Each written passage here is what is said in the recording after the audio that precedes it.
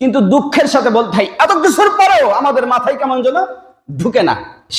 শিয়াল আর কি গাধাকে সিংহের কাছে পাঠাইছে। সিংহ কয়েকদিনের জন্য বেড়াতে যাবে, তোমাকে এই বনের রাজা বানাবে, তো তোমাকে ডাকতেছে, তুমি যাও। সিংহের কাছে গাধা যাওয়ার সাথে সাথে সিংহ অমনি হামলা করে প্রথমেই কি করছে, কান ধরে বলছে, কান একটা ছিঁড়ে গেছে। গাধার বুঝতে বাকি নেই যে আসলে এইগুলো শুধুমাত্র একটা ষড়যন্ত্র ছাড়া আর কিছুই না, আমাকে খাওয়ার দান্ধা। দৌড়ে ছুটতেছে সামনে আবার শিয়াল। কি ব্যাপার, তুমি ছুটতেছো কেন?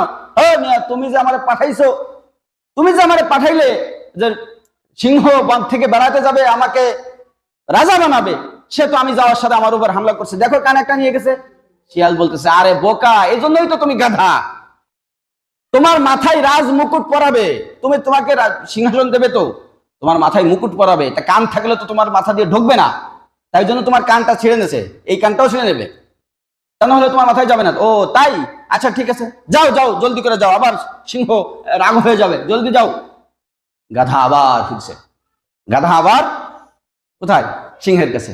যাওয়ার পরে সিংহ আবার থাবা দিয়ে এবার লেজ ধরা পড়ছে, লেজ কেটে থেকে গেছে। আবার দৌড়ে ছুটতে গাধা ছুটতেছে সামনে আবার শিয়াল। কি ব্যাপার, তুমি আবার আসলে যে? বলতেছে, তুমি আমাকে বারবার ভুল বুঝায় পাঠাচ্ছ, সিংহ তো আমাকে খাবে, সে তো আমাকে রাজমুকুট পরাবে না, সে তো আমাকে রাজত্ব দেওয়ার জন্য ডাকতেছে না, সে তো আমাকে কি করবে, খেয়ে ফেলবে, সেজন্যই সে আমার উপর হামলা করলো, দেখো লেজ নিয়ে গেল।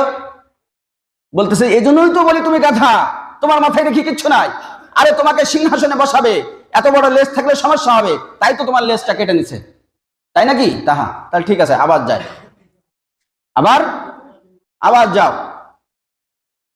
এবার যাওয়ার পরে আর রেহাই নাই, গাধাকে এবারে সিংহ একবারে এক থাবায় ধরে খেয়ে দিছে। সিংহ এখন শিয়ালের কাছে বলতেছে, তুমি এত কৌশল করে ওকে আমাকে বারবার পাঠালে, তা শিয়াল বলতেছে, আপনি কি রাজা সাহেব, আপনি কি ওকে খাইছেন?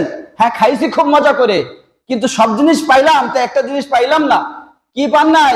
তোর মাথায় তো আমি ঘিলু দেখলাম না। বলতেছে, রাজা মশাই, তাই তো আপনি ওকে খাইতে পারছেন, কারণ একবার আপনি তার উপরে হামলা করছেন, আবার ফিরে আসছে, আবার হামলা করছেন, আবার ফিরে আসছে, ওর মাথায় যদি ঘিলু থাকতো তাহলে কি আপনি ওকে খাইতে পারতেন? বাংলাদেশের মানুষের মাথায় যদি ঘিলু থাকে, কথাটা শুনতে কেমন লাগতেছে না? বারবার ধোকা খায়, কতবার ধোকা খাবে আর? তো আমি বলতেছি, আমাদের মাথায় যদি কি থাকে, ঘিলু থাকে, তাহলে এই একই ভুল আমরা বারবার করব না ইনশাআল্লাহ।